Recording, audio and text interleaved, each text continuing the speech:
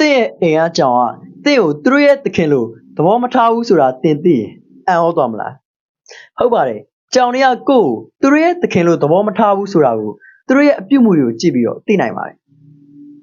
ကျွန်တော်တွေကလူအများစုကကြောင်လေးတွေကိုခွေးတွေလိုမျိုးကိုယ်ကိုမြင်လိုက်တာနဲ့အမိလေးနှံ့ပြီးတော့ကိုနားကိုလာကတ်တဲ့အပြုအမူတွေကိုမှချစ်တယ်လို့နားလည်ထားတတ်ကြပါတယ်ဒါပေမဲ့ကြောင်တွေကတော့အဲ့လိုပုံစံလုံးဝမဟုတ်ပါဘူး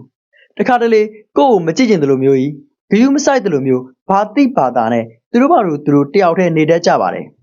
သူတို့ရဲ့နာမည်ကိုခေါ်လိုက်ရင်လည်းအတိမတ်ပြုတဲ့အနေနဲ့မျက်လုံးဖွင့်ပြတယ်ဒါမှမဟုတ်ရင်အမီလှုပ်ပြတာလောက်ပဲသူတို့ကလှုပ်ပါတယ်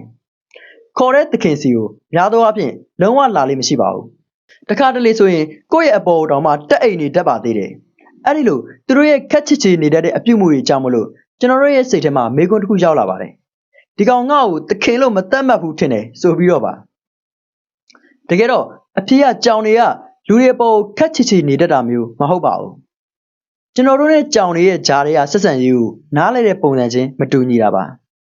နောက်ပြီးတော့ကြောင်တွေကိုခွေးတွေနဲ့လည်းတွားပြီးတော့နှိုင်းယှဉ်မိတတ်ကြပါသေးတယ်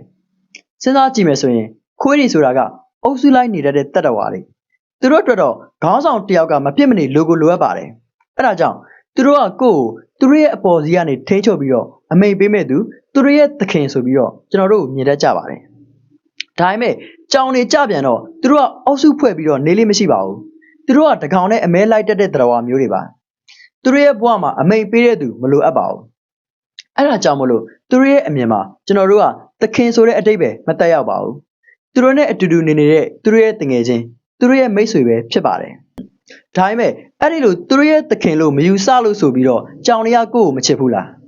အဲ့လိုလည်းမဟုတ်ပြန်ပါဘူးသူတို့ကချစ်ကြပါတယ်ဒါပေမဲ့သူတို့ချစ်တဲ့ပုံစံကတိတ်တိတ်ကလေးနဲ့ချစ်ကြတာပါခွေးတွေလိုမျိုးသခင်ရဲ့အနားမှာပဲနေပြီးတော့သခင်ခိုင်းသမျှလုပ်တတ်တဲ့သခင်ကိုချစ်တဲ့ပုံစံမျိုးတော့မဟုတ်ပါဘူး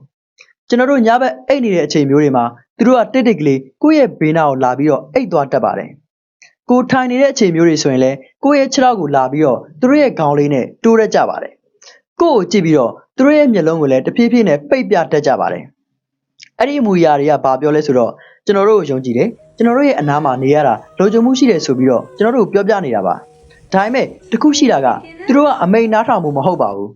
သူတို့ရဲ့ကိုယ်ပိုင်ဆုံးဖြတ်ချက်နဲ့ကိုယ့်ရဲ့အနားကိုလာကြတာပါအဲ့ဒီအချိန်မှာကျွန်တော်တို့နားလည်ထားတဲ့တာတခုရှိပါတယ်